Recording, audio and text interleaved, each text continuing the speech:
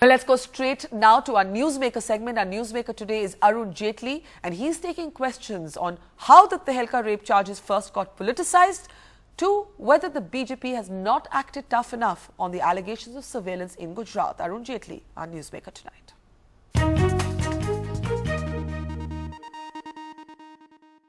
The charge of rape filed against one of India's most prominent journalists and editors, Tarun Tejpal, has grabbed our headlines and our public discourse all of this past fortnight.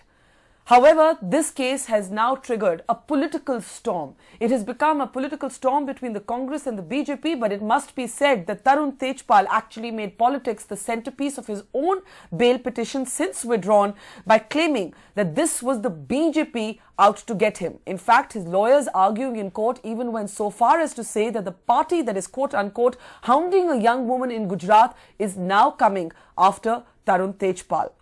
To talk about this, as well as the Congress's demand that if the BJP is criticizing Tarun Tejpal, it must take a position on allegations of snooping and surveillance inside Gujarat as well, we're joined by BJP's leader of opposition in the Rajya Sabha, Arun Jaitley. Thanks, Mr. Jaitley. Pleasure as always to have you on the Buck Stops here. Let me start by asking you this. As a woman before speaking as a journalist, I would say politics should be kept outside of discussions that involve sexual violence against women. There should be some issues in this country that are beyond politics. I completely agree with you. However, look at what's happening. We are seeing this turning into a political slugfest between the Congress and the BJP. We are seeing Tarun Tejpal's own petition essentially saying that he believes the BJP is out to malign him, is out to target him, is out to hound him. I'll tell you, we must keep the basic principles in mind. This issue is not Tarun Tejpal versus the BJP. This issue is not Kapil Sibal versus Mrs. Sushma Swaraj. This is not Congress versus the BJP. This issue is essentially involving A, justice for the young lady, the journalist who's been misbehaved with. B, a criminal trial after an investigation. A fair trial. A due process of law, and punishment if a court comes to that finding as far as the guilty is concerned. Now, in this process, there could be dimensions which will invite a public comment. Now, there can't be censorship on politicians. People will speak.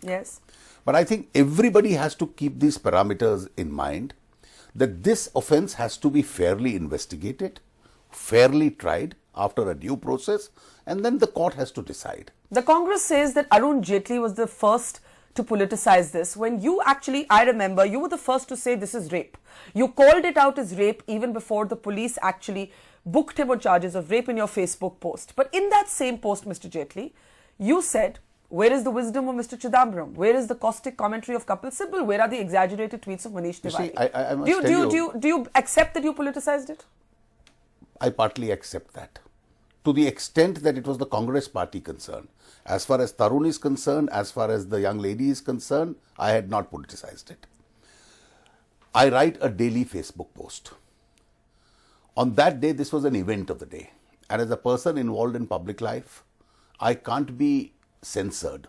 I must comment on important events. This was an important event. Every day, yesterday I commented on the peace clause of the WTO. Today I've commented on the Rajasthan election. So every day I make a separate comment.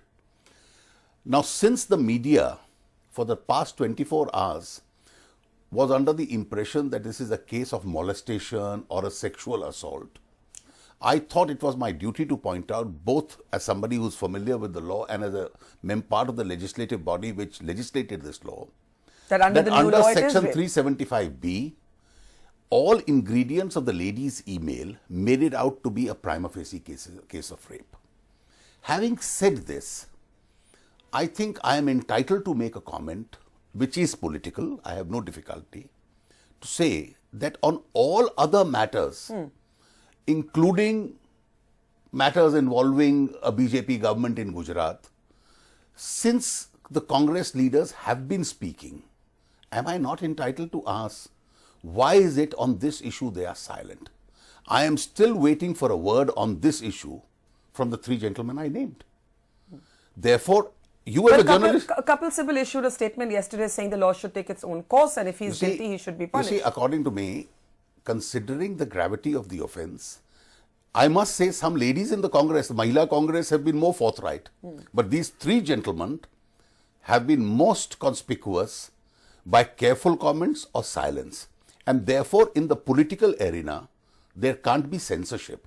Am I not entitled to ask, you tweet on every subject, you speak on every subject, you make caustic comments against us on every subject, please let the country have the benefit of your views. So your position is that three of these prominent politicians of the Congress party have been, what's the word you'd use, muted in their criticism? I think they haven't been visible as far as their comments are concerned. Now, one of your party spokespersons, Meenakshi Lekhi, described Tarun Tejpal as a surrogate of the Congress party. This was before his petition. See, I don't want to get into this. I don't want to get into this, and I would not encourage, and I would urge everybody, including my friends in my party, that as far as the victim and the accused are concerned, even though Mr. Tejpal is making a conscious effort to make it into Tejpal versus the BJP, this issue is injustice done to the young lady, and therefore the accountability of the accused, it must remain between these two parameters. And as far as the merits of the case are concerned, we should not go beyond that.